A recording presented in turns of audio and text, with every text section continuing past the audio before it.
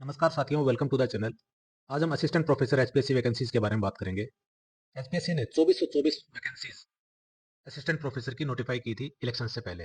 Advertisement भी हो गई थी, लोगों ने फॉर्म भी भर दिए थे और ये भी अंदाजा लगाया जा रहा था उस समय कि इलेक्शन से पहले शायद स्क्रीनिंग एग्जाम ले लिया जाए। कुछ यूट्यूबर्स ने कहा भी था कि स्क्रीनिंग एग्जाम पहले भी हो जाएगा, बट ऐसा हुआ नहीं।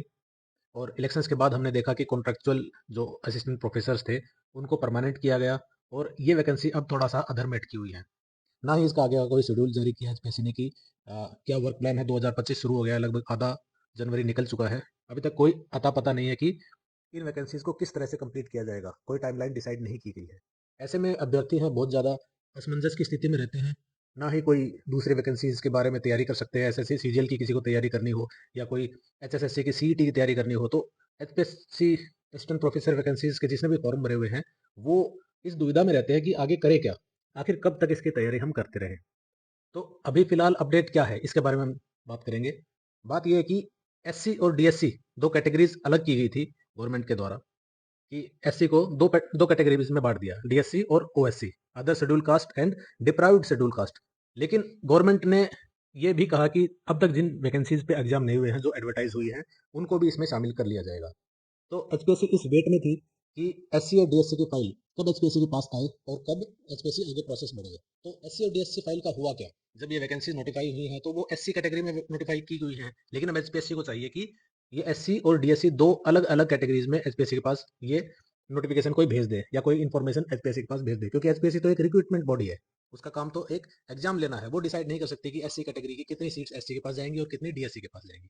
तो एचपीएससी ने डिपार्टमेंट ऑफ हायर एजुकेशन से ये जवाब मांगा था कि आप जितनी भी वो वैकेंसीज आपने भेजी हैं, दो चार 2424 वैकेंसीज, इनमें जो एससी कैटेगरी की वैकेंसीज हैं इनमें आप डीएससी और ओएससी, अदर शेड्यूल कास्ट, इसमें बाइफरकेट करके हमारे पास वापस भेज दो। तो डिपार्टमेंट हायर एजुकेशन ने कुछ टाइम लिया और ये काम करके ये फाइल वापस एचपीएससी के पास भेज दी थी। लेकिन जब ये किया गया तो इसमें एससी कैटेगरी में ही एक्स सर्विसमैन कोटा भी है। एससी कैटेगरी में ही जो एक्स सर्विसमैन कोटा की जो हॉरिजॉन्टल रिजर्वेशन की जो सीट्स होती हैं उनके बारे में क्लैरिटी नहीं दी।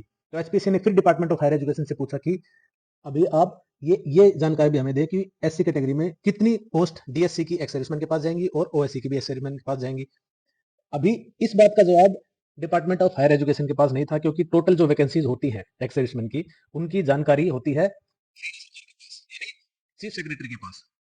तो डिपार्टमेंट ऑफ हायर एजुकेशन ने वापस रिप्लाई किया कि ये जानकारी हम आपको नहीं प्रोवाइड कर सकते, क्योंकि हमारे पास ऐसे कोई भी आंकड़े उपलब्ध नहीं है। तो अभी क्या हुआ है, अभी स्टेटस ये है कि एचपीएससी ने चीफ सेक्रेटरी के पास ये फाइल भेजी हुई है कि एक्स सर्विसमैन का बाइफरकेशन करके हमें भेज दें, और ये काम आगे अभी सीएस ऑफिस से होगा। तो जैसे ही ये फाइल सीएस ऑफिस से एचपीएससी में वापस आएगी तो एचपीएससी तैयार है ये रिक्रूटमेंट को आगे बढ़ाने के लिए, क्योंकि एचपीएससी के पास एक पीजीटी की वैकेंसी थी। वो पीजीटी की वैकेंसी लगभग पूरी हो चुकी है और थोड़ी बहुत कुछ एक दो सब्जेक्ट्स बचे हैं, वो फरवरी के माह में पूरे कर लिए जाएंगे। एचपीएससी के पास अभी कोई बड़ी वैकेंसी दूसरी कोई बाकी नहीं है। तो अभी आगे सीएस से जब भी ये फाइल आएगी एचपीएससी को जारी कर देगी। लेकिन ये सीएस कितना टाइम वहाँ पे लेते हैं, सीएस ऑफिस कितना टाइम लेता है, ये एचपीसी भी डिसाइड नहीं कर सकती, ना ही डिपार्टमेंट एजुकेशन डिसाइड कर सकता है। ये तो अभ्यर्थियों की किस्मत डिसाइड कर सकती है। और ज़्यादा से ज़्यादा अभ्यर्थी अभी क्या कर सकते हैं, इनके पास क्या स्टेप्स हैं। ज़्यादा से ज़्यादा आप कोशिश कीजिए, ट्वीट्स करें, ईमेल्स करें, एचपीएससी को करें, चीफ सेक्रेटरी ऑफिस को करें, डिपार्टमेंट ऑफ हायर एजुकेशन को करें, और पर्सनली भी जिन भी अधिकारियों को आप जानते हैं उनसे आप ईमेल के थ्रू कॉन्टैक्ट करने की कोशिश कर सकते हैं। पर्सनली विजिट कर सकते हैं आप, दो दो तीन तीन के ग्रुप में खुल्लर साहब से मिल सकते हैं, आप चीफ मिनिस्टर साहब से मिल सकते हैं, आप एचपीएससी चेयरमैन से मिल सकते हैं। तो इस तरह से आप एक प्रेशर क्रिएट कर सकते हैं कि अभ्यर्थी इसके लिए वेट कर रहे हैं। और दूसरा तरीका ये है, अगर आप थोड़ा सा इन्फ्लुएंशियल फैमिली से हैं, आपके जान पहचान के कुछ लोग हैं, तो आप लॉबिंग भी कर सकते हैं। मतलब आप कहीं ना कहीं उन अपने जान पहचान के लोगों से उनसे प्रेशर डलवा के इस भर्ती को आगे बढ़वाने की कोशिश कर सकते हैं। तो जब तक आगे की न्यूज़ नहीं आती है आप तैयारी करते रहिए, और जब भी कोई न्यूज़ आएगी आपको बता दी जाएगी। Thank you.